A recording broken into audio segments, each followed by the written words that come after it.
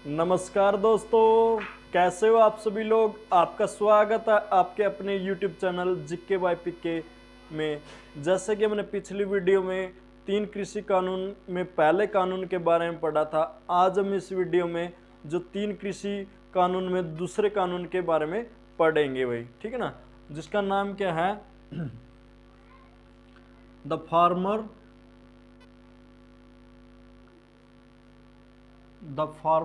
Improvement empowerment and protection agreement of price assurance and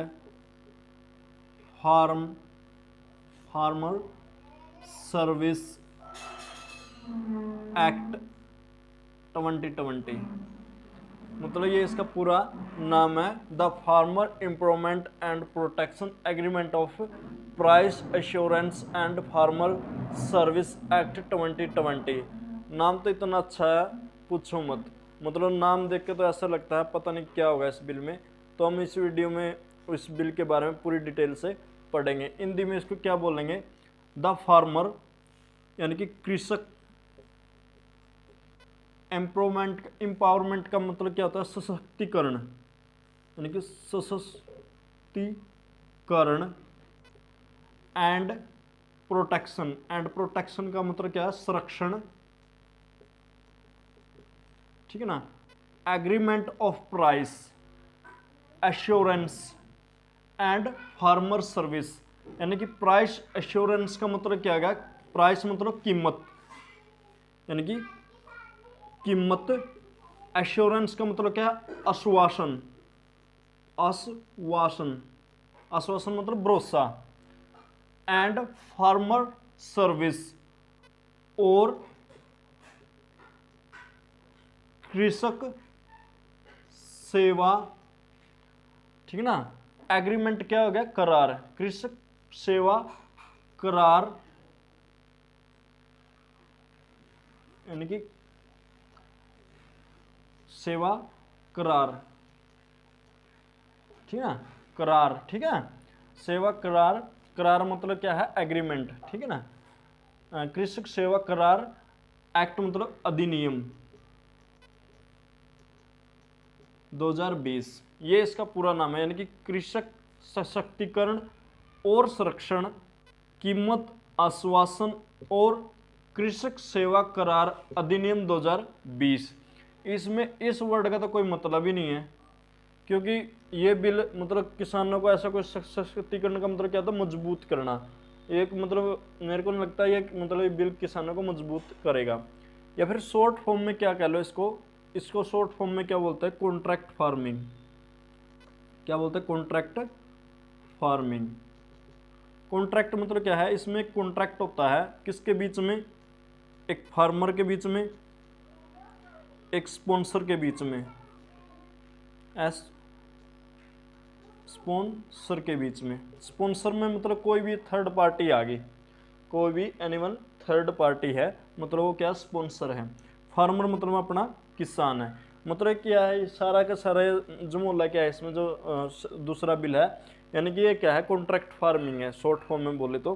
contract क्या है, एक farmer के बीच में एक स्पॉन्सर के बीच में कॉन्ट्रैक्ट है, मतलब एक एग्रीमेंट है, ठीक है। तो उस एग्रीमेंट के ऊपर पे ये बिल है, यानी कि उसमें इसके कॉन्ट्रैक्ट फार्मिंग का प्रावधान दे रखा है, और कैसे उनका कॉन्ट्रैक्ट होगा, किस प्रकार उनके रेट फिक्स होते हैं, किस प्रकार उसकी डिलीवरी होगी, और यदि कॉन्ट्रैक्ट में गड़बड़ होती है तो किसान अपनी शिकायत कहाँ पे कर सकता है, तो सारा इसके बीच में बता रखा है, ठीक है ना। तो हम कॉन्ट्रैक्ट फार्मिंग के बारे में इसमें डिटेल से पढ़ेंगे भाई, ठीक है।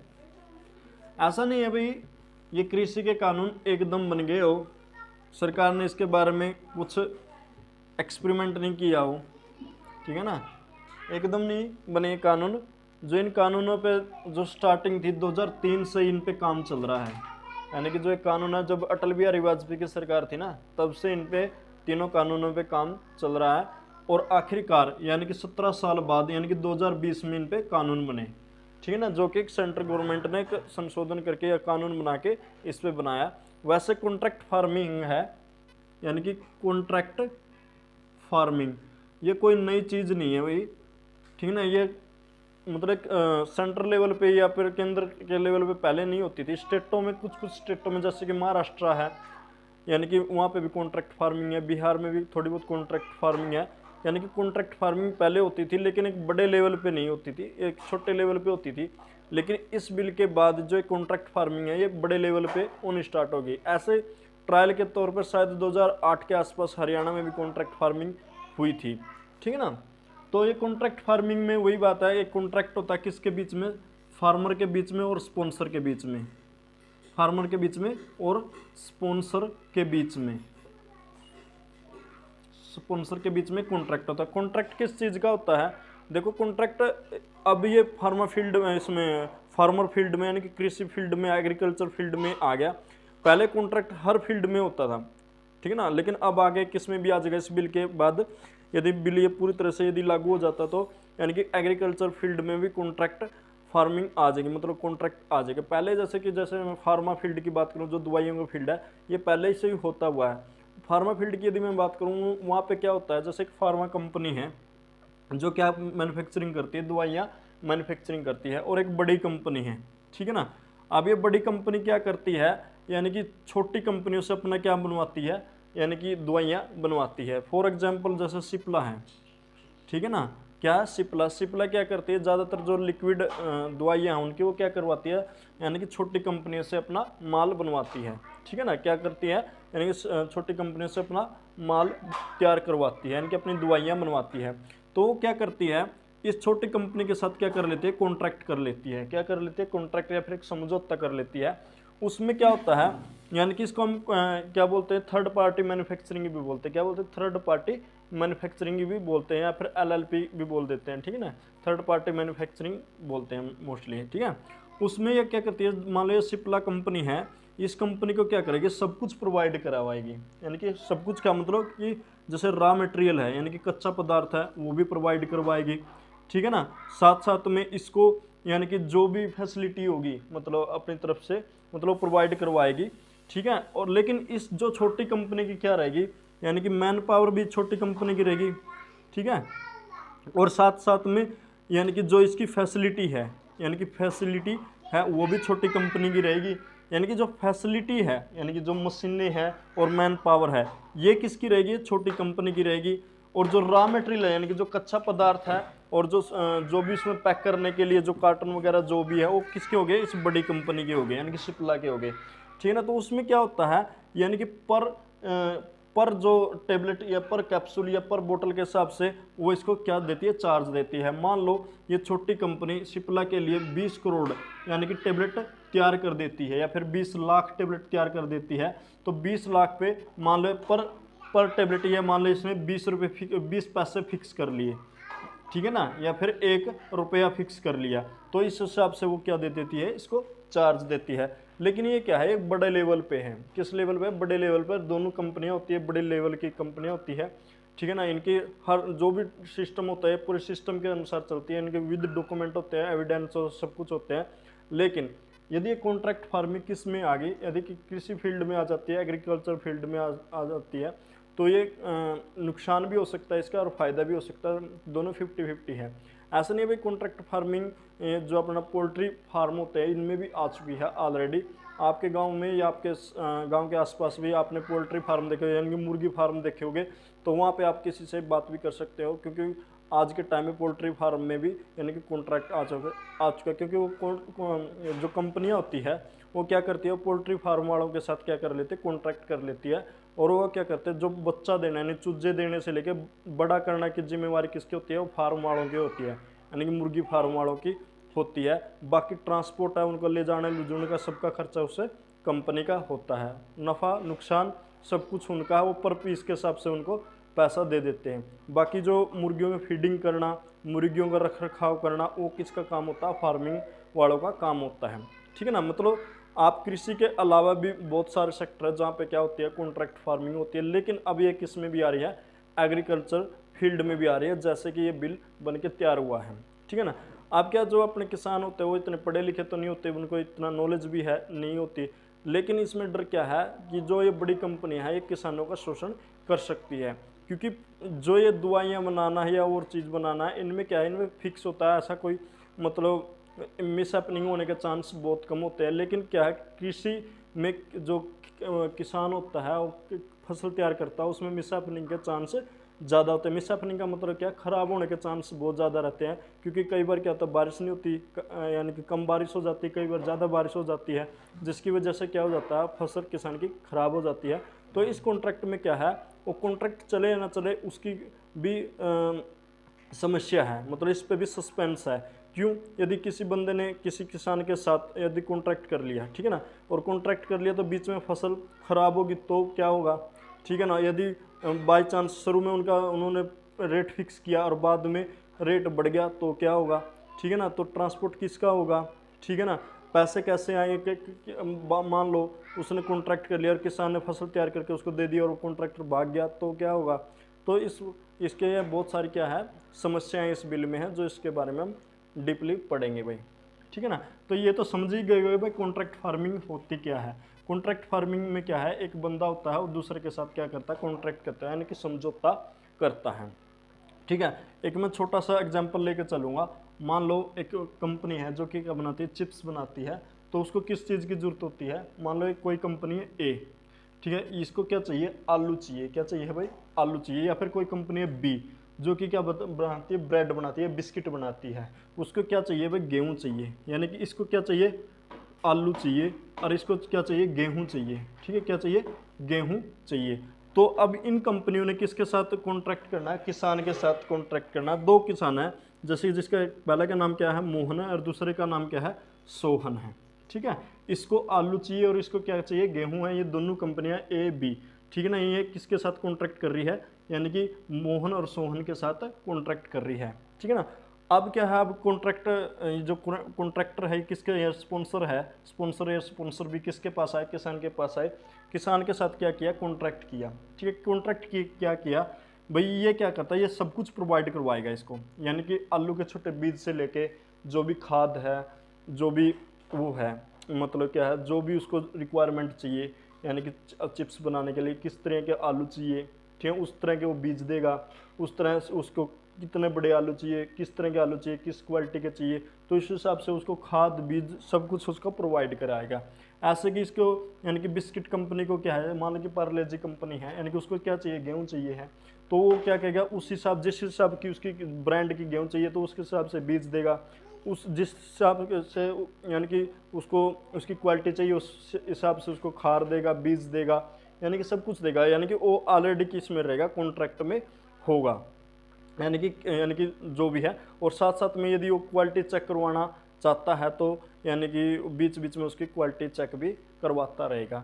लेकिन किसान का क्या रहेगा, किसान की एक तो रहेगी मैन पावर, यानी कि क्या रहेगी, मैन पावर, यानी कि दिहाड़ी रहेगी मतलब, और दूसरी क्या रहेगी, किसान की ज़मीन रहेगी, क्या रहेगी भाई, ज़मीन, ठीक है, दो चीज़ रहेगी, यानी कि एक मैन पावर और एक ज़मीन, ठीक है ना। और वो इसके साथ कॉन्ट्रैक्ट कर लेगा। कॉन्ट्रैक्ट क्या है, मान लो कि अभी रेट क्या चल रहा है, 20 kg है पर किसके, 20 kg पर मतलब किलो का 20 रुपये चल रहा है, यानी कि पर किलो 20 रुपये उसका रेट है आलू का। और ये बोलता है यदि आप हमारे लिए आलू उगाते हैं तो हम आपको कितना रुपये देंगे, यानी कि 25 kg यानी कि पर किलो देंगे, ठीक है, 25 kg पर किलो देंगे, यानी कि प्रति किलो 25 रुपये देंगे। और इनके बीच में क्या हो जाता है, कॉन्ट्रैक्ट हो जाता है। इसी प्रकार ये बी है, ये सोन के साथ गेहूं के लिए कॉन्ट्रैक्ट करता है। मान लो अभी रेट चला हुआ है, यानी कि 19.75 पर केजी के हिसाब से, ये बोलता मैं आपको है ना 23 रुपये पर केजी के हिसाब से गेहूँ खरीद दूंगा आपकी, आप मेरे से कॉन्ट्रैक्ट कर लो, सब कुछ मैं आप दूंगा, बाकी ये आपका रहेगा, ठीक है ना। उसमें से हो सकता है ये सर्विस चार्ज, यानी कि क्योंकि खार बीज सब कुछ इसका है तो काट ले, काट के मान लो 18 रुपये काट लिए तो 5 kg का इसका क्या हो गया, प्रॉफिट हो जाता है। क्योंकि इसको क्या है, सिर्फ इसने अपनी ज़मीन देनी है और अपनी मैन पावर देनी है, बाकी यानी कि सब कुछ कौन दे रहा है, खार बीज जो कुछ है वो कंपनी इसको प्रोवाइड करवा रही है, ठीक है ना। उस हिसाब से मान लें इनका कॉन्ट्रैक्ट हुआ 23 पे, उसमें से जो भी चार्ज रह गया वो 18 इसने अपना जो खार बीज का जो निकाल लिया, यानी कि 5 या 10 kg के हिसाब से, यानी कि उसका क्या हो जाएगा, किसान का प्रॉफिट हो जाएगा। यानी कि इसमें क्या हो जाता है, पहले पूरा कॉन्ट्रैक्ट होता है पूरा का हर उसमें कॉन्ट्रैक्ट में लिखा जाता है किसके साथ कॉन्ट्रैक्ट रहेगा, क्या रहेगा, ठीक है। और उसका क्या होता है, जो फिक्स होता है, मतलब चाहे उसका मतलब फ़ायदा कम हो लेकिन वो फिक्स होगा, मतलब आपको हम इतना तो देंगे ही देंगे, ठीक है ना, ये होता है कॉन्ट्रैक्ट में, ठीक है ना। तो इन्होंने को क्या कर लिया, इनके मोन और सोन के साथ कॉन्ट्रैक्ट कर लिया, कॉन्ट्रैक्ट हो गया, ठीक है ना। इन्होंने अपना, इसने अपने खेत में आलू बोली, इसने अपने खेत में गेहूँ बोली, ठीक है ना। अब फसल तैयार होगी, फसल बड़ी हुई, फसल मतलब तैयार होके पक्के तैयार हो गई, ठीक है ना। अब आगे उसकी किसकी, यानी कि बेचने की बारी, यानी कि व्यापार की, ठीक है। अब समस्या यहाँ पे आके खड़ी हो जाती है। अब इसमें कॉन्ट्रैक्ट भी हो गया, ठीक है। प्रॉब्लम क्या है इसमें, जो प्रॉब्लम है, या फिर या सस्पेंस लगा लो, प्रॉब्लम लगा लो, कुछ भी लगा लो। पहला सस्पेंस क्या है, पहला सस्पेंस है दाम पे भाई, किस पे, दाम पे। मान लो अब जो शुरू में इनका कॉन्ट्रैक्ट हुआ वो क्या हुआ, 20 केजी पे हुआ, यानी कि 20 केजी पे, यानी कि 20 रुपये पर केजी के हिसाब से इनका कॉन्ट्रैक्ट हुआ आलूओं के लिए। लेकिन जिस टाइम वो फसल पक्के तैयार हो गई उस टाइम रेट हो गए 28, ठीक है ना, रुपये पर केजी, ठीक है ना। अब मार्केट में उसकी वैल्यू क्या चली हुई है, 28, और वैसे ये इसका कॉन्ट्रैक्ट किस पे हुआ, 20 पे। तो सीधी सीधी बात है, नुकसान किसका हुआ, किसान का हुआ, ठीक है। या फिर आप इसका उल्ट लगा लो, यानी कि उसका कॉन्ट्रैक्ट किस पे हुआ, यानी कि 28 पे, और मार्केट में दाम कितना रह गया, 20 रुपये। तो इस पे नुकसान किसका हो गया, स्पॉन्सर का, यानी कि जो कंपनी है उसका नुकसान हो गया, ठीक है ना। तो उसके इसमें क्या हो सकती है, कंपनी कॉन्ट्रैक्ट तोड़ भी सकती है, भाग भी सकती है, ठीक है ना। तो ये क्या है, दाम से रिलेटेड। दूसरा क्या है, वैसे इस बिल में लिखा हुआ है, मतलब जो पैसा की जो चार्ज होगा, यानी कि डिलीवरी, यानी कि जो डिलीवरी होने के बाद ही पैसा मिलेगा। मान ले कि आज, यानी कि आज क्या है, मान ले फ्राइडे है, ठीक है ना, क्या है, फ्राइडे है। फ्राइडे को यदि किसान ने क्या की, उसको स्पॉन्सर को अपने क्या की, फसल डिलीवर करी, तो वैसे इस बिल में लिखा हुआ है कि उसी टाइम उसने क्या करना है, यानी कि पैसे अदा करने हैं। यदि उस दिन क्या हॉलीडे है तो अगले दिनों पैसे उसको ट्रांसफ़र करने ही करने, चाहे वो चेक के थ्रू करो या बैंकिंग के थ्रू करो या किसी अन्य माध्यम से वो कर सकता है। लेकिन यहाँ पे भी एक प्रॉब्लम है। प्रॉब्लम क्या है, अब मान लो किसान ने अपनी फसल उसको दे दी, हो सकता है वो कंपनी भाग जाए, उसको पैसे ना दे, ठीक है ना, या फिर बोल दे पैसे चले गए, ठीक है ना, कुछ भी हो सकता है। और सबसे बड़ी प्रॉब्लम क्या है, यानी कि मान लो अब किसान ने फसल तैयार करी, अब क्या फसल पे कभी भी प्राकृतिक आपदा भी आ सकती है। प्राकृतिक आपदा का मतलब क्या है, कई बार बीमारी आ जाती है फसल में, या फिर कई बार क्या होता है, ज़्यादा पानी की वजह से फसल मर जाती है, कई बार सूखे की वजह से फसल मर जाती है। तो उस केस में कॉन्ट्रैक्ट क्या रहेगा, ठीक है। उस केस में ऐसा तो नहीं कि भाई कंपनी बीच में कॉन्ट्रैक्ट तोड़ दे। तो ये भी सभी क्या है, धारणाएँ लगा लो, या फिर ये मानना लगा लो, या फिर ये है भी एक्चुअली में ये हो सकता है, ठीक है ना। तो उस केस में सरकार ने जो कदम उठाए है वो कुछ खास नहीं उठाए, क्योंकि इसके रिलेटेड सरकार ने जो कानून बनाया है वो इतना दमदार कोई कानून नहीं है। कानून क्या बनाया है सरकार ने, बाई चांस इनके बीच में, यानी कि फार्मर और स्पॉन्सर के बीच में यदि कॉन्ट्रैक्ट को लेके, यानी कि किसी प्रकार की कोई प्रॉब्लम होती है, कल को दोनों के बीच में यदि विवाद होता है, तो विवाद को सुनने के लिए किसान किसके पास जा सकता है, जो उस जिले का एसडीएम है उसके पास जाएगा, यानी कि एसडीएम उसकी शिकायत सुनेगा, या फिर एसडीएम किसी व्यक्ति को, यानी कि उसके लिए नियुक्त कर ले, मतलब एसडीएम किसी अपने सहायक को नियुक्त कर दे, यानी कि स्पेशल उसके लिए, जो कि इसकी शिकायत को सुने। यदि एसडीएम उसकी शिकायत नहीं सुनता तो ज़्यादा से ज़्यादा किसान किसके पास जा सकता है, यानी कि जो डिस्ट्रिक्ट मजिस्ट्रेट है उसके पास हो जा सकता है, या फिर किसके पास है, यानी कि जो डीसी होता है, डिस्ट्रिक्ट कमिश्नर होता है, उपायुक्त के पास हो ज़्यादा से ज़्यादा अपनी क्या कर सकता है, शिकायत कर सकता है। इसके ऊपर वो कुछ नहीं कर सकता। अब किसान है, किसान के पास इतने पैसे तो होते नहीं, और जो फर्म है वो बड़ी फर्म होगी, उसके पास अच्छे वकील भी होंगे, उसके पास पैसा भी हो सकता हो एसडीएम और डीएम या फिर डीसी को क्या कर दे, यानी कि रिश्वत दे दे। बहुत ऐसे एसडीएम होते हैं जो रिश्वत के केस में पकड़े जाते हैं, तो किसान का सीधी सीधी बात पूरी तरह शोषण कर देगा। क्योंकि इस बिल में कहीं पे भी नहीं लिखा हुआ, कहीं पे भी इस बिल में नहीं लिखा हुआ कि जो किसान अपनी शिकायत लेके किस में जाए, सिविल कोर्ट में जाए, यानी कि जो सिविल कोर्ट है, यानी कि अपनी डिस्ट्रिक्ट कोर्ट है, हाई कोर्ट में, उसमें अपील ही नहीं कर सकता। अब किसान के पास इतना भी टाइम है नहीं भाई वो कोर्ट में ही चक्कर घूमता रहे, चक्कर काटता रहे, क्योंकि उसने अगली फसल भी बोनी है, खेत में काम भी करना है, तो किसान तो बेचारा मर गया। तो इस केस में सरकार को क्या करना चाहिए, इस केस में सरकार ने क्या करना चाहिए, जो ये एसडीएम डीएम डीसी है इनसे जो अधिकार दे रखे हैं ये सब छीन लेने चाहिए। मतलब जो ये बिल में प्रावधान डाल गया ये इनको हटा देना चाहिए, इनमें संशोधन करना चाहिए। और संशोधन करने के बाद सरकार ने क्या करना चाहिए, एक पहले तो एक बोर्ड का गठन करना चाहिए, यानी कि किसका वो गठन करना चाहिए, एक बोर्ड का गठन करना चाहिए जो अपना या फिर कृषि विभाग के अंडर में एक यानी कि एक बोर्ड बनाने चाहिए जो कि किसानों की शिकायत को सुने। और सरकार ने दूसरा क्या कदम उठाना चाहिए, यानी कि सरकार ने एक ट्रिब्यूनल कोर्ट बनाना चाहिए, ट्रिब्यूनल कोर्ट बनानी चाहिए, ट्रिब्यूनल कोर्ट बना दे। और ये कोर्ट यानी कि हर डिस्ट्रिक्ट में होनी चाहिए, हर डिस्ट्रिक्ट या हर तहसील में ये कोर्ट होनी चाहिए, उप तहसील तहसील में कोर्ट होनी चाहिए। और जो कोर्ट है ये फास्ट ट्रैक पे, यानी कि ऐसा नहीं, वैसे तो इसमें भी लिखा हुआ है जो एसडीएम डीएम डीसी है ये मैक्सिमम 30 दिन के अंदर अंदर इनको फैसला देना ही देना है। ऐसा तो इस बिल में भी लिखा हुआ है 30 दिन के अंदर अंदर एसडीएम डीएम डीसी ने अपना फैसला देना ही देना है। लेकिन मैं तो कहता हूँ जो ट्रिब्यूनल कोर्ट बनाए, ट्रिब्यूनल कोर्ट को हर डिस्ट्रिक्ट, हर तहसील, हर उप तहसील में उसका बंदे होने चाहिए जो स्पेशल किसान की शिकायत सुनने के लिए मौजूद हो। और जो ये कोर्ट अपना काम बिल्कुल फास्ट ट्रैक पे करे, यानी कि किस पे करे, फास्ट ट्रैक पे अपना काम करे, जितना से जल्दी मैं तो कहता हूँ विदिन 7 डे, यानी कि वो अपना फैसला सुना के यानी कि निपटा दे। और यदि ट्रिब्यूनल कोर्ट में यदि अपनी तहसील लेवल पे यदि फैसला नहीं होता तो किसान डिस्ट्रिक्ट लेवल पे भी फैसला नहीं होता था, यहाँ तक कि अपने हाई कोर्ट में भी जाके केस कर सके। तो इस चीज़ पे भी इसका प्रावधान होना चाहिए भी, ठीक है ना। ये इस बिल में ज़रूर होना चाहिए जो कि सरकार ने इसमें डाला नहीं, क्योंकि यदि सरकार ने ये नहीं डाला तो सरकार हो सकता है जो ये कॉन्ट्रैक्ट फार्मिंग के थ्रू जो भी स्पॉन्सर है वो किसान का ज़्यादा से ज़्यादा शोषण कर सकता है भाई, ठीक है ना। ये इस बिल में है, वैसे तो मैक्सिमम कितना 30 डे के रखा हुआ है, ठीक है ना। अब मान लो, अब दूसरा क्या है इसमें, क्या भी प्रावधान कर सकती है सरकार, सरकार क्या कर सकती है, सरकार जो सेंट्रल गवर्नमेंट है वो जो कॉन्ट्रैक्ट का ये फॉर्मेट है वो ऑलरेडी बना के रेडी कर सकती है। मतलब जो कॉन्ट्रैक्ट होता है उसका जो फॉर्मेट है, मतलब उसका एक क्या प्रारूप कह लो या ड्राफ्ट कह लो, ड्राफ्ट पहले ही तैयार करके रख सकती है। उस ड्राफ्ट में सिर्फ और सिर्फ कुछ ज़्यादा लिखना ना हो, उस ड्राफ्ट में किसान ने अपना नाम लिखना हो, ठीक है ना, और कितने टाइम तक कॉन्ट्रैक्ट है, यानी कि जैसे नाम हो गया, जैसे मोहन नाम हो गया मोहन, किसान का नाम, गांव, तहसील, ठीक है ना, डिस्ट्रिक्ट, स्टेट जो भी हो गया, ठीक है, एड्रेस हो गया उसका। उसके बाद कॉन्ट्रैक्ट का पीरियड कितना है वो लिखा होना चाहिए।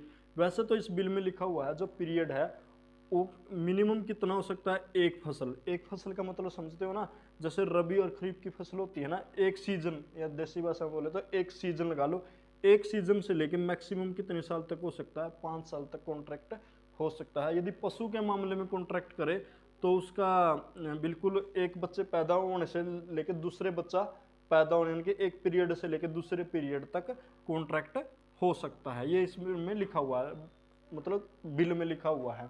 और कहते हैं जो कॉन्ट्रैक्ट है ये सेंट्रल गवर्नमेंट ने एक फिक्स कॉन्ट्रैक्ट बना दे, उसमें उसका पीरियड भी होना चाहिए, ठीक है ना। यदि आप उनका प्राइस भी फिक्स होना चाहिए, यानी कि क्या होना चाहिए, प्राइस फिक्स होना चाहिए, मेन क्या हुआ है, प्राइस फिक्स होना चाहिए, ये इसमें प्रावधान होना चाहिए।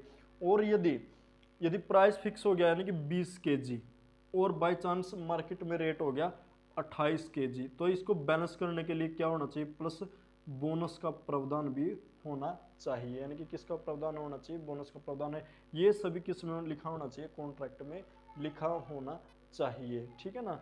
और यदि जो कॉन्ट्रैक्टर है, ऐसा नहीं है भाई कोई भी बंदा कॉन्ट्रैक्टर या कोई भी स्पॉन्सर आके किसानों के साथ डील कर ले, तो उसके लिए सबसे पहले जो कॉन्ट्रैक्टर है उसको किसका होना चाहिए, रजिस्ट्रेशन होना चाहिए, उसका क्या होना चाहिए, रजिस्ट्रेशन होना चाहिए, बतौर उसके पास क्या होना चाहिए, लाइसेंस होना चाहिए, और गवर्नमेंट के पास ये अथॉरिटी होनी चाहिए वो किस बंदों को लाइसेंस इश्यू कर रही है। क्योंकि बाई चांस कल को ये बंदा या ये जो कंपनी है या स्पॉन्सर है यदि भाग जाता है तो सरकार यानी कि इसको जो रजिस्ट्रेशन है इसको रद्द कर दे, और इस पे रद्द करने के साथ साथ में इसमें किसका भी प्रावधान होना चाहिए, फाइन का भी प्रावधान होना चाहिए, या फिर मैं तो कहता हूँ यहाँ तक कि उसको सजा का यानी कि जो उसको कैद का भी प्रावधान हो। यदि कोई किसान से कॉन्ट्रैक्ट तोड़कर भाग जाता तो सबसे पहले उसका रजिस्ट्रेशन रद्द होना चाहिए, दूसरा उस पर फाइन लगना चाहिए, और तीसरा उसको कैद होनी चाहिए। यदि ऐसा सरकार इस बिल में कुछ चेंजेज करती है तो इस बिल को काफ़ी मजबूती मिलेगी भाई, ठीक है ना। और ये सभी चीज़ें किस में होनी चाहिए, बिल में मौजूद होनी चाहिए, लिखी होनी चाहिए।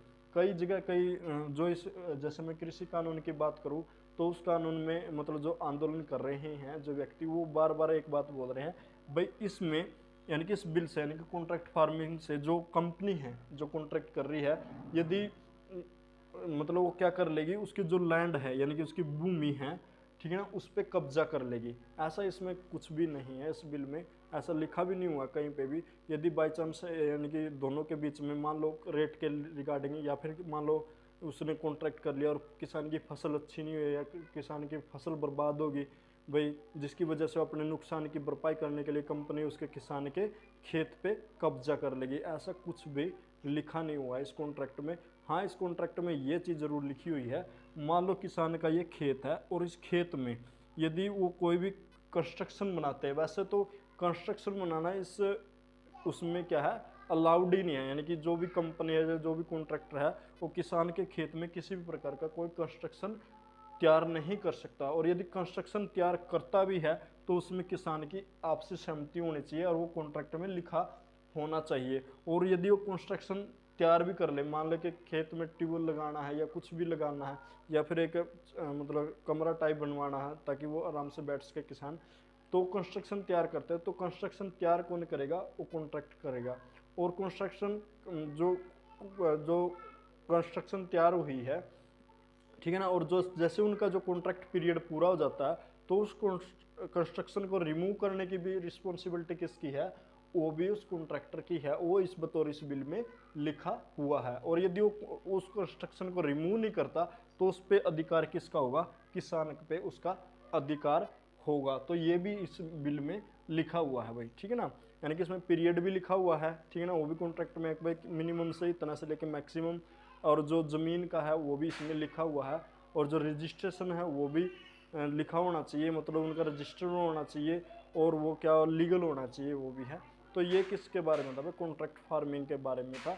और कॉन्ट्रैक्ट फार्मिंग में क्या क्या सरकार को संशोधन करना चाहिए या फिर क्या क्या उसमें चेंजेस करनी चाहिए, वो हमने इस वीडियो में डिस्कस करी। तो आपको अच्छी लगी तो ज़्यादा से ज़्यादा इसको शेयर करें और ज़्यादा से ज़्यादा लाइक करो। तो अगले वीडियो में हम तीसरे बिल के बारे में बताएंगे। तब तक जय हिंद, जय भारत, धन्यवाद दोस्तों भाई।